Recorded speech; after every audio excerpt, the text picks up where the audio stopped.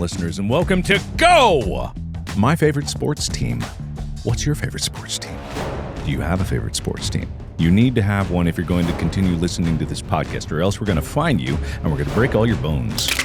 And this guy's going to break them. What? Hi. For legal reasons, that is not premeditated crime. I was talking to myself. It was a hypothetical. Yeah. Everything's hypothetical. It's in your imagination. You imagined it. I don't think anything's real. And that's why we're here to talk about sports. Yeah, the most unreal thing that could possibly exist in the human condition. It is kind of unreal what the athletes are capable of doing in today's day and age. I hear it's all AI. You know, everything is AI. Everything's AI. Actually, funny thing about AI in the news, the Dolphins defeated the Bills, which was an extreme upset. They're in the same division in the NFL. Okay. And the coach of the Dolphins, who lives in that area apparently, drove past and was like laughing at Bills fans as he drove by. And he had a press conference and people asked him about it. He's like talking about it's like, you know, I don't live in the area or anything like that. And it's like, man, AI these days. There you go. So that was funny. The AI is actually relative to recent sport news, which I mean, AI seems relevant to everything right now. Well, they're trying to make it relevant to everything. Yeah. But, you know, I'm AI's biggest fan. We all know this is true. Yeah, Allen Iverson, you're a great guy. Who's Allen Iverson? What did Allen Iverson do? That was his actual nickname when he played back in the day, before AI was even thought about in that sense. Oh, Allen Iverson, AI. I see. We talking about practice? We talking about practice? Not a game. I don't know what you're talking about. Never heard these words in It's my a very life. famous quote from him. Anyway, that's a sports thing. But Of course. So for those of you who are joining that are not sport people, you, much like me, did not know who Allen Iverson is. Allen Iverson is a former basketball player for the... Played for a few teams. Wikipedia Sixers. That was his predominant team, yep. Nailed it. The 76ers. The 76ers? Why does it say on the They abbreviate it to Sixers, so... the 76ers? But the jersey says Sixers. Wait, is that the meme 6'7" that's been going around? No, it's not. No? No. That's 7'6". No, what? No, wait. Yeah, 6'7" is a meme, so if it was backwards, I know it's the 76ers, but anyway. So today, we're back in studio. Mark is back. We're recording. We're having a good time. We're going to be talking about recent news in sports, because it's been a while since we've actually covered news, and a lot has happened since we last spoke, including the Dodgers winning back-to-back World Series, which is an incredible accomplishment. They're the fourth NL team to do so. The last team to win back-to-back was the Cincinnati Reds. NL team?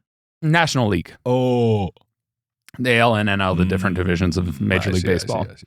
But they're the first team to win back-to-back in the National League since the Cincinnati Reds did so in 1975 and 1976. Who? The Big Red Machine. What? Never heard of them. Yeah, me either, you know. How many teams have won back-to-back World Series? 14 instances, but only 8 teams. The Yankees have done it 1, 2, 3, 4, 5, 6 times. The Athletics have done it 3 times. Dodgers have done it once, Blue Jays once, Reds once, Giants once, but that's back when they were the New York Giants before moving to San Francisco. The Boston Red Sox and the Chicago Cubs. What was the fastest pitch in like the 1960s, let's say? So let's decide when baseball became as competitive as it is now, so probably more difficult to do. I'm pretty sure it was in the 90s and 1960. Oh, no, they didn't have arms. The fastest pitcher in the 1960s was Steve Dukowski, a minor league pitcher who threw an estimated 110 to 115. I don't believe this. 115. Wouldn't that be a record? Nolan Ryan had a pitch at 100.8 miles per hour when it crossed the plate, which suggests an 108 mile per hour release, but not a reliable measure. Steve Dukowski, sometimes called the fastest pitcher in baseball history, had a fastball that probably exceeded 100 miles per hour. Well, that's been beaten now, but some people say it was 125 mile per hour pitch, which is unthinkable, and unimaginable. 125 miles. His nickname was White Lightning. All right, record fast. No, wait, that pitch. was Ripken Sr. The fastest pitch ever recorded was Aroldis Chapman. Aroldis Chapman, the Cincinnati Reds. 12 years ago. 105.8. Mm-hmm. I think I was at that game. Were you? Yeah. Oh, wow. So you went deaf from the sonic boom. Exactly. But, because the sonic boom happens at 105 miles per hour. So, yeah, exactly. So who could say with any sort of confidence that... Sorry, my nose. Don't make fun of me. I actually had snot coming out of my nose. You're fine. You're making fun of me. I'm trying to cover for you. I'm joining your club. It was all him. Put my nose over his face. Put a big booger out of his... No, anyway. What was I saying? I've completely forgotten. Oh, so 125 miles an hour. Who's still saying that he probably threw 125? Let me pull this Literally up. the fastest measured was 12 years ago. And A look back at Steve Wilowski. this is like saying that Babe Ruth was, if he played today, he'd be dominant. And I'm like, I don't think he would be. Inspiring outlandish tales with this ridiculous non-radar confirmed 125 mile per hour fastball. Drafted by the Orioles right out of high school, spent all but 9 games in their organization of the Pirates and Angels. And he struck fear in Ted Williams. Not Ted Williams. I'm trying to find something. Yeah. So unconfirmed 125 miles per hour. No way. No way. Unconfirmed 125. I had an unconfirmed 228 mile per hour pitch, and I was just throwing a rock. I had a unconfirmed 300 mile per hour snot rocket. I have an unconfirmed 3-foot penis. It's crazy. You got to roll that thing up like a fire hose. Yeah. You gotta watch. I got a whole hand crank. I got to deal with this thing. My unconfirmed hand crank. So when you get an erection, you faint because half your blood goes I can't into have an it. erection. It's really a problem. It's got to be like, for it to be 3 foot long, it's got to be like the narrowest little needle dick. No, don't. That's why no one's seen it. It's only seen it from the front, so it disappears. Look, man, that's just unconfirmed. You can't confirm things like that. You could. It's an assassin penis because you could like stab through somebody's neck and nobody would know. No. It's microscopic. It's invisible, but it's so huge. No, that's unconfirmed. These are unsubstantiated claims. These are just all baseless claims. All right. So apparently, although it's fun to think about 125 mile per hour pitch, it's unthinkable. Even for the man they called White Lightning, Ripken Sr., who caught Dukowski during his best minor league season in 1962, said that batter mate could have lit up radar guns at a still ridiculous 110. So the catcher is still claiming that. Unsubstantiated claim that White Lightning, Ripken Sr. claims, don't believe him. Look at that. Did you see that? Ooh. You didn't see this on the subreddit? No. Pull it up. Go to the subreddit. Someone made an awesome pumpkin. And I'm not sure if people demanded to see evidence that it was a AI or something, but they showed video of them actually carving it, and it's like, this took hours and hours of work. They went through meticulously. Oh, I've even got the video. I'm going to pull that up, actually. Beautifully rendered. So, Eka, E-E-K-A-H, thank you so much for making this beautiful pumpkin for Halloween.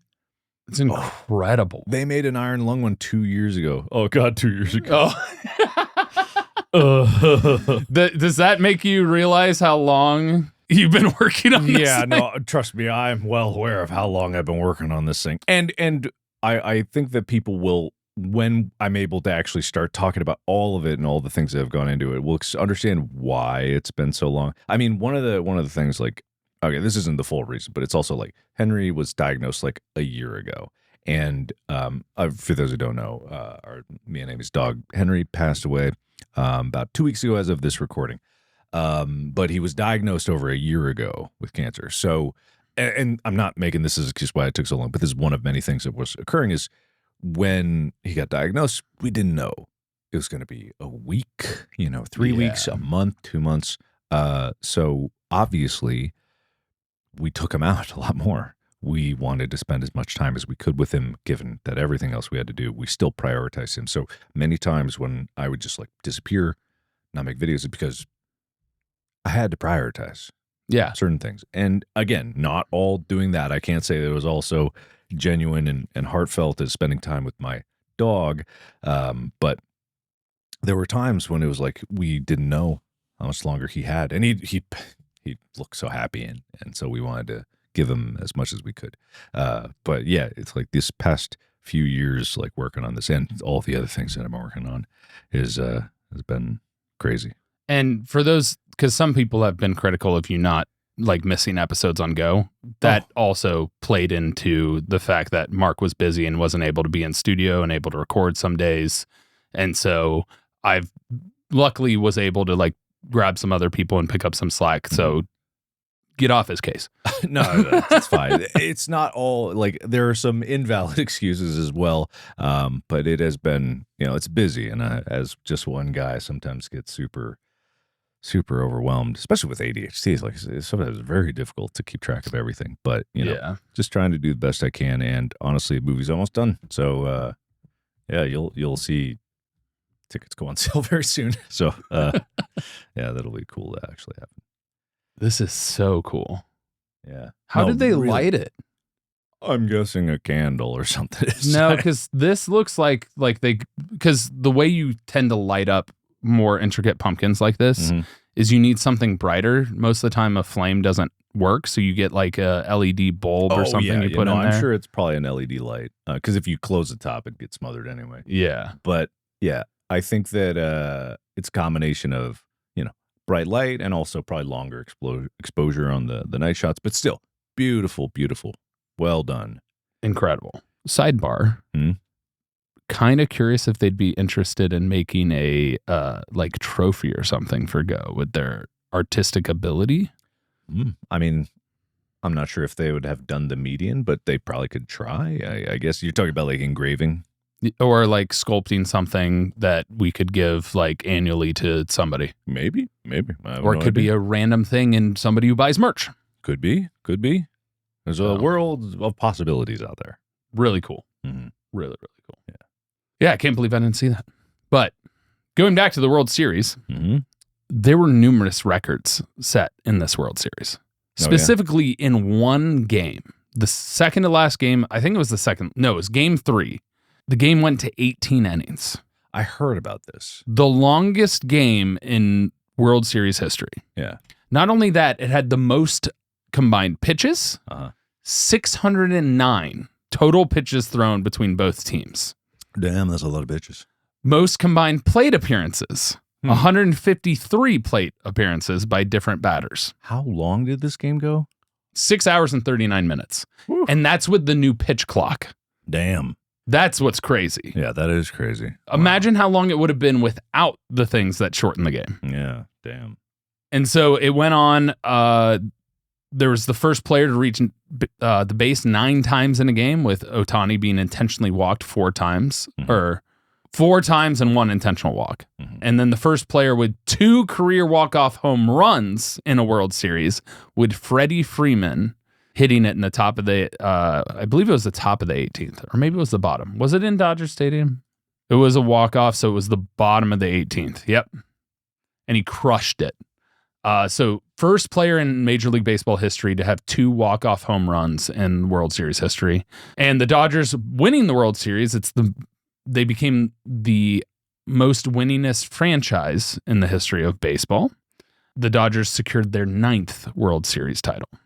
And I already talked about being the back-to-back champs, joining an elite group of teams. Yeah. So that was incredible. In other news, do you have any news that you pulled I up? do, yes, but only if you want them. Yeah. This is actually topical news because there was a Supreme Court case that we should probably discuss if that's not on your list. It is at not. some point. We don't have to discuss it now, but I want to throw that out there as something that we should discuss because it's something we've touched on before. New York Marathon record broken? Ooh. Was that actually this? I never know if these are recent or not. Okay, November 2nd, 2025. From ESPN, Obiri sets New York City Marathon mark. Kipruto wins men's race at line. That means it was literally a like photo finish. Ah, okay.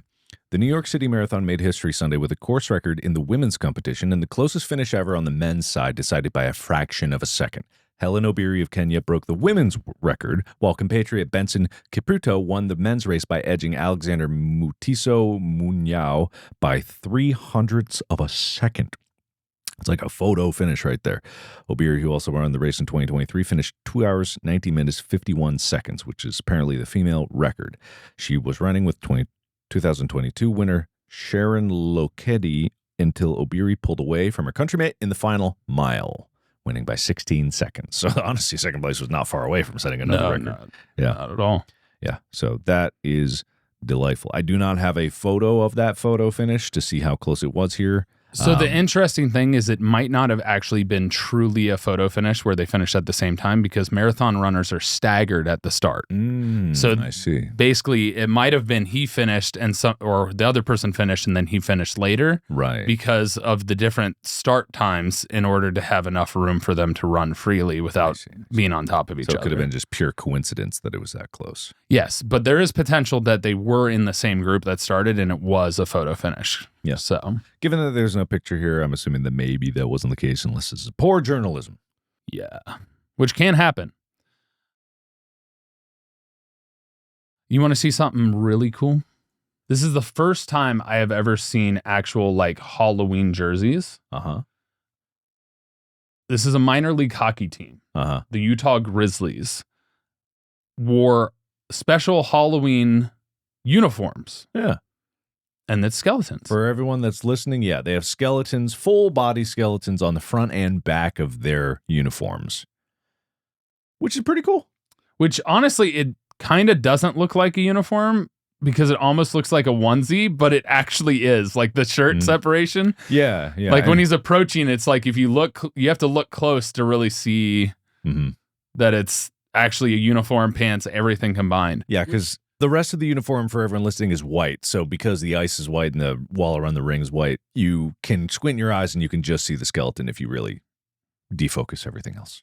Which is also interesting. This is the first time I've actually seen a unique Halloween uniform worn for a Halloween game because so many sports are playing during Halloween. Like baseball's done because the World Series tends to try and finish beforehand. But you've got hockey, you've got basketball, you've got football, and that's just at the big professional ranks. And so this should happen more.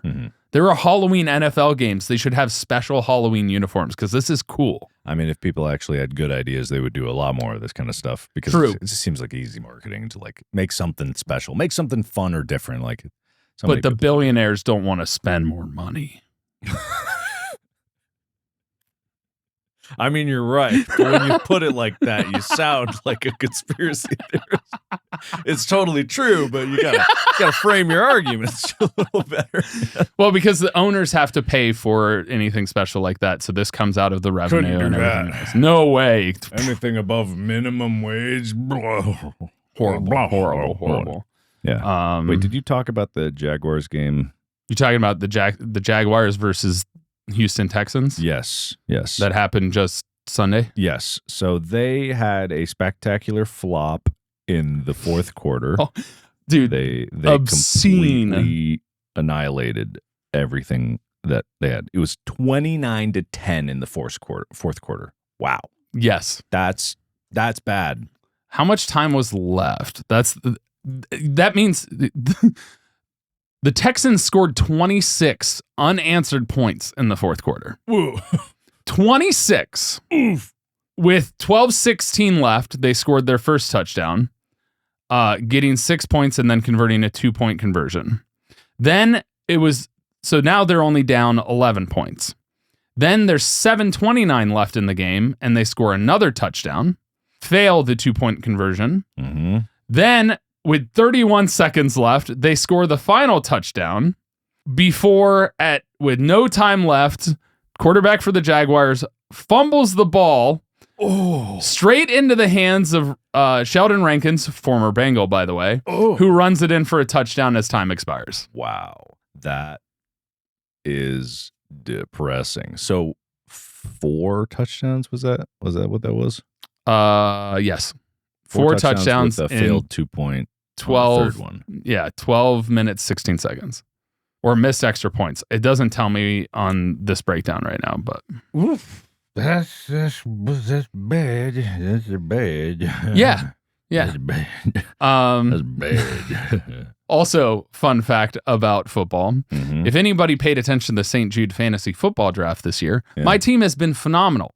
I'm the second highest scoring team. Oh. You want to know what my record is, though? What? 10-10, because I've scored the third highest points and the past 3 weeks and gone against the top 2 highest scoring teams. Oh. If I had anyone else's schedule, I would have maybe lost 2 games. Damn. I'm scoring the most points, but have the most points scored against me. Damn. It's just incredibly unlucky. That is unfortunate. We hate to see it. So I feel like the Jacksonville Jaguars right now. So in NBA news, Mhm. VJ Edgecombe broke records in the first game of his NBA career Mhm. by scoring 34 points, accounting for 7 rebounds, 3 assists, and a steal in a 117-116 win over the Boston Celtics. Mhm. This surpassed Allen Iverson, who I mentioned earlier, Mhm. for most points scored ever by a rookie in a 76ers debut. Wow. Allen Iverson's was 30. Mhm. He also broke LeBron James's 2003 record for most scored by a player in their first quarter. Hmm. When asked by reporters about breaking this record, he said, "It feels good to have my name mentioned with LeBron. I must say it's amazing. But hopefully, I'm going to have a long career ahead of me.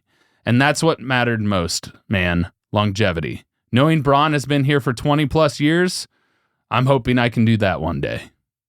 That's delightful. And injury. With today's day and age, dude, the amount of Achilles injuries this year, Yeah. all across sports, is obscene. The rise of the Achilles tear needs to be studied over the last 3 years. Yeah. You think there might be some environmental reason or I think systemic reason? training. I think there's a couple of things, athletes being pushed when there's like a calf strain or something like that, muscle imbalances. Mm-hmm. And I think some of it is just being pushed to the extreme to have that explosiveness, and thus you're stretching your Achilles and having it tight enough to be in the extreme to where it's like it gets to a point to where it just pops. But compared to ACL tears, the Achilles tear has been on the rise. Damn. Immensely. Gotcha. All right. Cricket news. All right, here we go. I got a name here. Yeah. I'm not. This isn't to make fun of anything. Meghalaya Chudhari hits record 8 sixes in a row. Meghalaya's Akash Kumar Chudhari became the first ever player to smash 8 successive sixes in first-class cricket and also raced to an 11-ball 50. The fastest every time I read one of these, it's a new term. All right, sixes are like home runs. Right. Okay. All right, so consecutive sixes means he's hit those in a row. Okay. All right, the 50s 11-ball 50. makes me think he scored 11 runs in 50 balls. It's 11 dash ball. So it's 11 it's balls, an 11 ball 50. 50 scores, which means he hit sixes and other run scoring in bats. Man, okay. So he accounted for 50 runs in 11 balls. The whole thing is, I didn't read ahead. The also raced to an 11-ball 50, the fastest half century in the format, during a Ranji Trophy match against Arunachal Pradesh on Sunday. The records were particularly impressive considering the 25-year-old is usually considered to be a fast bowler. Oh, because he did it against somebody who is generally a good bowler. He throws the ball fast. It's like Aroldis Chapman in baseball. There you go. On the second day of the Indian domestic match in Surat, Chudhari came to the crease. The crease is up to plate. With Meghalaya 576-6. That I don't know. 576 to that would be a big score. I don't know what. After settling in with a dot ball and 2 singles, Judari launched into an astonishing display with the bat as he belted 6 sixes off left-arm spinner Lemar Dobby. Despite becoming only the 3rd man in the first-class cricket to smash 6 sixes in a single over, joining Gary Sobers and Ravi Shastri in that elite group, he was still not done. He then cleared the boundary with the next 2 deliveries he faced to reach 50 in just 11 balls, breaking the previous record by 1 ball. Leicestershire. Oh, you're just fucking with me now, article. Leicestershire. Batsman Wayne White.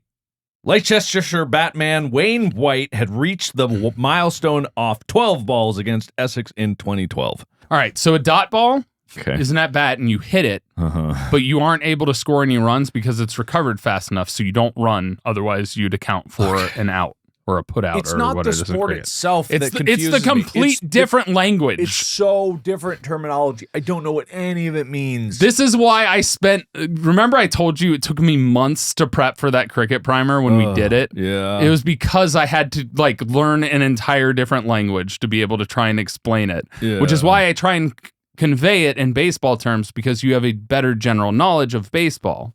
Yeah. So, Okay. yeah, stepping up to the crease is like stepping up to the plate in baseball. Okay, makes sense. Sixes are when it goes out on a fly, which is like a home run. It scores automatically 6 runs. Yeah.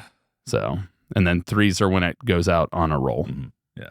I'm going to go through a series of things real Okay. quick, all of which gambling related. Oh, interesting. So, to start out, there was an indictment. Remember when we talked about the Cleveland Guardians pitcher who seemed to be throwing pitches like for prop bets? Oh, like losing him on purpose. Yeah, so like throwing them in the dirt and stuff. Interesting. They're officially indicted for purposefully throwing balls for basically fixing the game, for achieving the prop bets.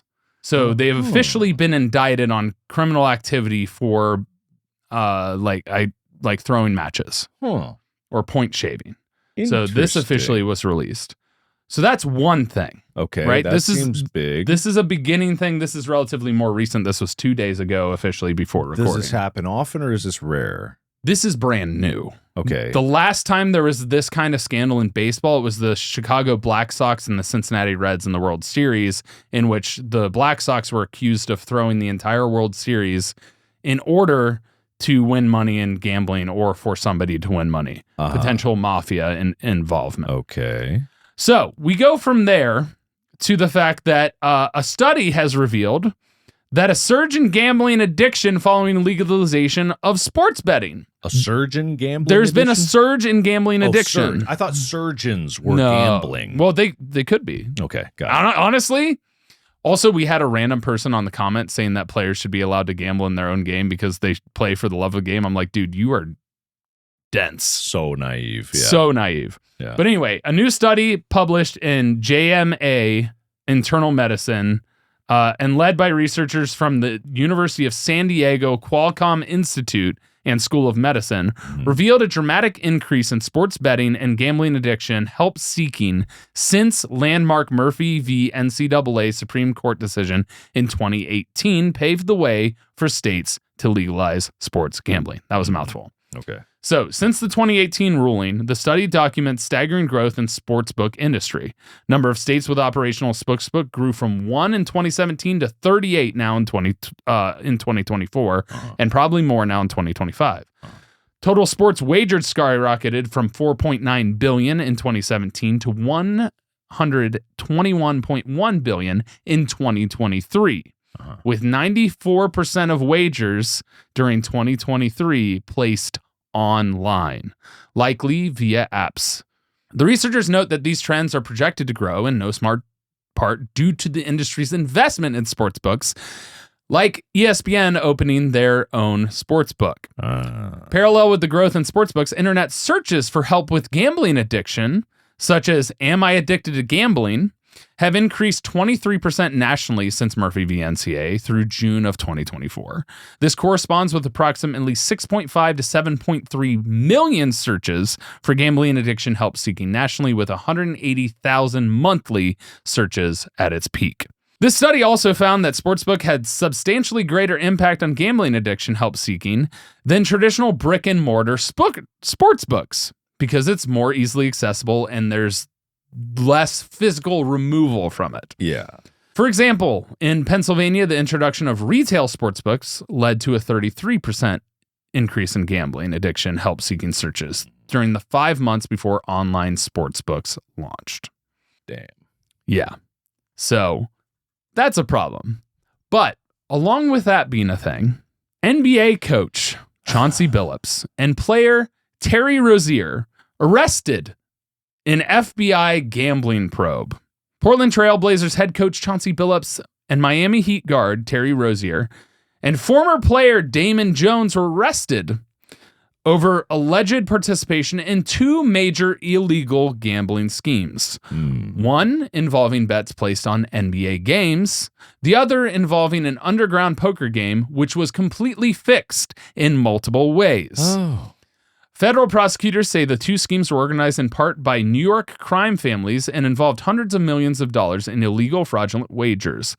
More than 30 people were arrested in 11 states. One of the charges involved a scheme to place bets on NBA games based on non-public information, which is what players and coaches tend to have, as well as people within sports organizations, including doctors that do surgeries on players, such as when a player planned to pull himself out of a game due to injury or illness. A second charge involved in a series of rigged poker games arranged by organized crime groups in New York. Victims were induced to participate in the games with the promise of playing against prominent former athletes. And like I said, they were doing ink marking of cards. They had cameras in under the table. It was incredibly rigged. It was like to the point to where it was impossible for them to lose. Like they had redundancy of ways to see what other people had. It's crazy, just all of this and how it's come. Because I had to look up just now what people's opinions are on sports betting. And the moderately good news is Americans are increasingly seeing legal sports betting as a bad thing for society and sports. The bad news is it's not the majority. Yeah. It's just more than it was. 34% in 2022 said it was bad for society.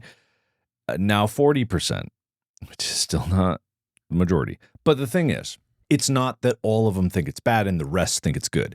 It's actually, there's 2 separate things here. For society, just betting in general, right? In 2022, 34% thought it was a bad thing. In 2025, 43% thought it was a bad thing. In 2022, only 8% of people thought it was a good thing. Yeah.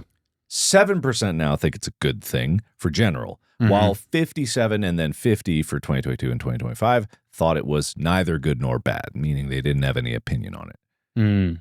Sports betting specifically, however, went from 33 to 40, think it's bad, but 16% thought it was good and 17% thought it was good today, which means that actually went up.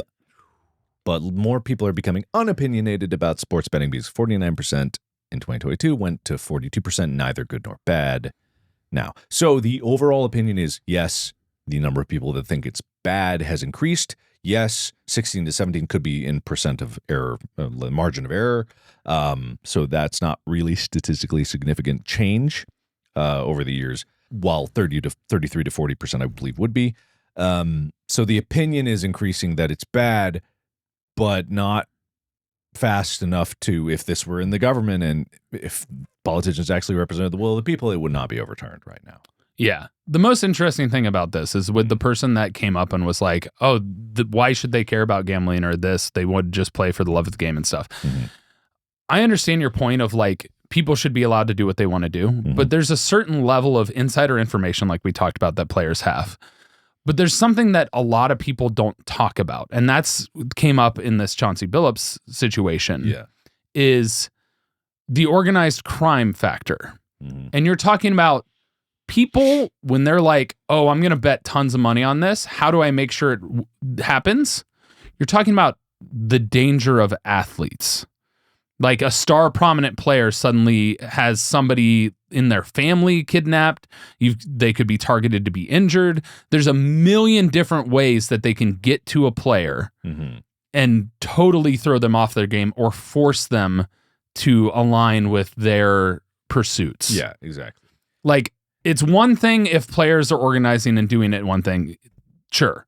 Yeah. That's a problem in of itself. But you're talking about when the emotional level that exists when money is on the line, fans get upset. Yeah. The danger that occurs just because a fan gets upset because they lost their life savings because they're addicted to gambling. And so they think it's this player's fault because that player happened to have an untimely fumble or a pitch that went in the dirt or a blunder, an error in a game. It's astronomical, the effect that this can have. And we're not even just talking professional athletes. No. We're going to kids in high school. Yeah. We're going to kids in college.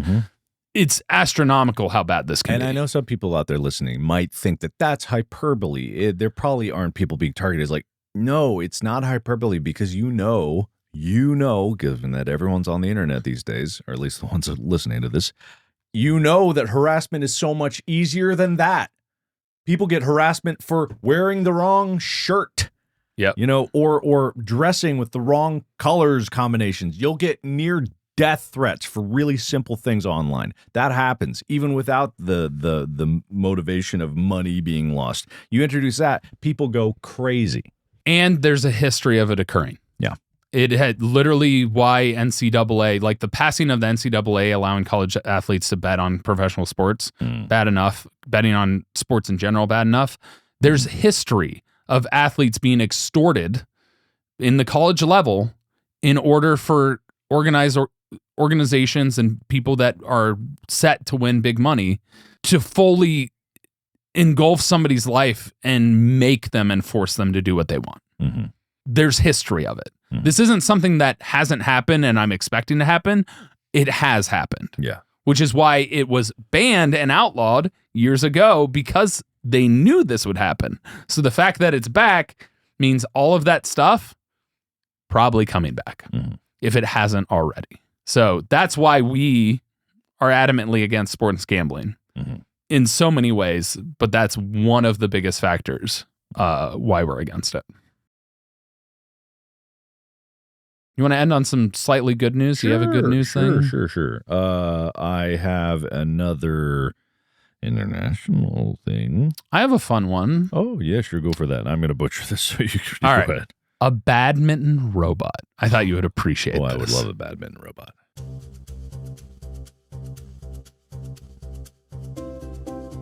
That is a badminton robot.